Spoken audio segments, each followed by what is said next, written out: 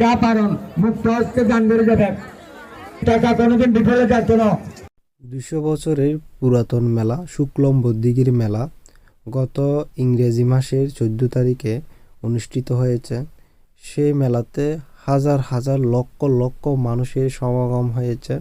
তো এই মেলাটি সম্পর্কে আপনাদেরকে একটু বিস্তারিত বলবো। তো এই মেলাটি কখন থেকে শুরু হয়েছিল এবং কার মাধ্যমে শুরু হয়েছিল বিস্তারিত আপনাদেরকে বলার চেষ্টা করব। এই বছরের মতো এই বছরেও পৌষের শেষে মাঘের শুরুতে এই দিঘির মেলা বসেছে। এই মেলাতে বাংলাদেশ সহ পার্শ্ববর্তী দেশ ভারত, নেপাল, ভুটান থেকে হাজার হাজার মানুষ এই মেলাতে অংশগ্রহণ করে। তো পার্শ্ববর্তী মানুষের থেকে জানা গেছে এই মেলাটি মূলত ভারত থেকে আগত একজন ধর্মপ্রচারক শুক্লম্বর ভট্টাচার্য এসেছেন ভারতের নদিয়া থেকে। তো এসার পর থেকে উনি এখানে ধর্মপ্রচার করছিলেন। তো ধর্মপ্রচার করতে করতে উনি এই দিঘির পাড়ে সাধনা করতেন। ওনার কাছে যে মানুষগুলো এসেছেন, যে ভক্তগুলো এসেছিলেন, তাদের মনোবাসনা, মনের বাসনা এবং যে আকাঙ্ক্ষা সবগুলো পূরণ হয়েছে। তাই এখনো অবধি শত শত লক্ষ লক্ষ হাজার হাজার মানুষ এই মন্দিরে আসেন তাদের মানত করার জন্য, মনের আশা পূরণ করার জন্য। এখানে যে মানত করে থাকে সেটাই পূর্ণ হয়ে যায়। অনেকে ছেলে সন্তানের জন্য আসে, অনেকেই তার নিজের কর্মের জন্য আসে যাতে সুন্দর একটা ভবিষ্যৎ হয়, যে কোনো একটা বিষয় নিয়ে এখানে আসে।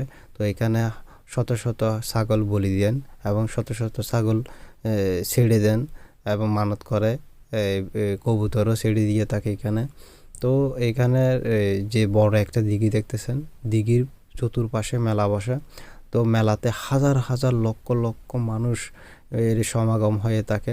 তো ভিতরের মন্দিরটা অবশ্যই আপনাদেরকে দেখাবো। এখানে একটা শিব মন্দিরও আছে। শিব মন্দিরে মেয়েরা মানত করে থাকে ছেলে সন্তানের জন্য। অবশ্যই আপনাদেরকে সবগুলো দেখার চেষ্টা করব। যদি এই ভিডিওটিতে সবগুলো দেখাতে নাও পারে, অবশ্যই আপনাদেরকে আর একটা ভিডিওতে অবশ্যই আপনাদের সবগুলো দেখাবো।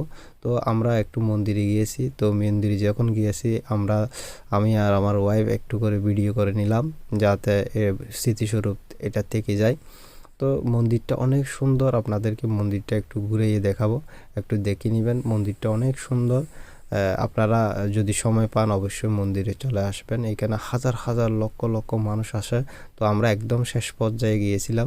মন্দিরে আসলে মানুষের মন শান্তি হয়ে যায়। যতই রাগ ক্রোধ থাকুক না কেন, যতই মন উদ্বিগ্ন হোক না কেন, মন্দিরে আসলে মন অবশ্যই শান্ত হয়ে যায়। তাই আপনারা